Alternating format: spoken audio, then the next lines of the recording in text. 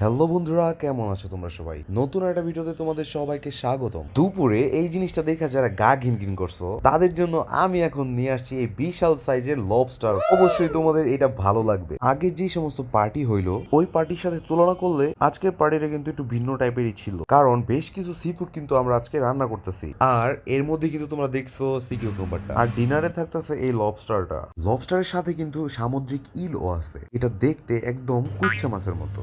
শুধু এটাই না, আমিও অনেক খাবার বানাইতে গিয়ে আমারও হিমশিম খাইতে হইছে।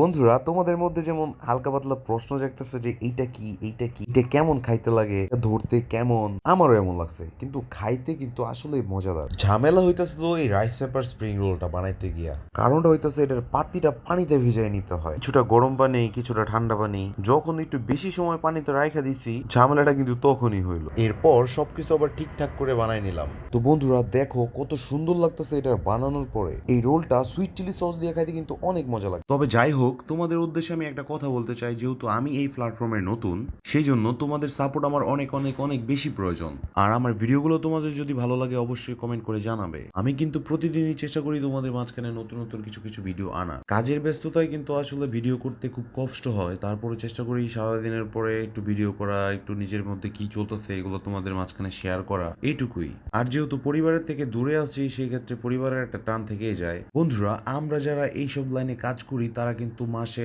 কোনো এক্সট্রা কোনো ছুটি পাই না, সাপ্তাহিক ছুটি ছাড়া। তাই ওইভাবে কিন্তু আমাদের বাড়িতেও যাওয়া হয় না। অনেকে এটা বলতে পারো ছোটখাটো প্রবাস জীবন, কারণ প্রবাসে যারা থাকে তারা কিন্তু 2 বছর 3 বছর পর পর বাংলাদেশে আসে। তাদের জীবন থেকে আমার জীবন একটু আলাদা হলেও আমি কিন্তু মাসে একবার হলেও বাড়িতে যাইতে পারি না, সেটা শুধু আমার পরিবার জানে। বলতে বলতে আমার সুশি বানানো প্রায় শেষ। আমি এটার উপরে সয়া সস দিয়ে দিচ্ছি যাতে এটা খাইতে একটু সল্টি সল্টি লাগে। তো বন্ধুরা, এই সুশিটা বানানোর পরে দেখতে ঠিক এরকম লাগতেছে।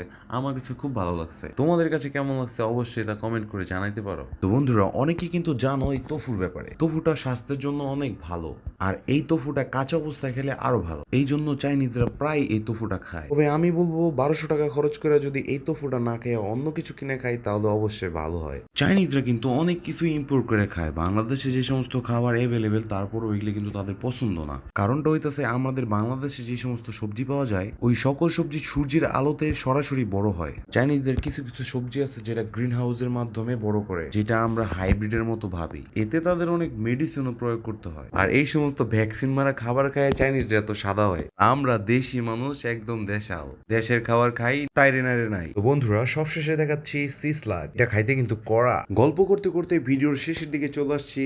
এখন তোমরা দেখো আজকের এই ভিডিওর মধ্যে তোমাদের কোন কোন খাবার সবচেয়ে বেশি ভালো লেগেছে, আর তোমাদের এই ভালো লাগার কথাটা অবশ্যই কমেন্ট বক্সে লিখবে। তোমাদের একটা লাইক একটি কমেন্ট আমাকে অনেক ইন্সপিরেশন জাগায়। বন্ধুরা, আজকের মতো বিদায় নিচ্ছি। দেখা হচ্ছে পরের ভিডিওতে, ততক্ষণ পর্যন্ত বাই।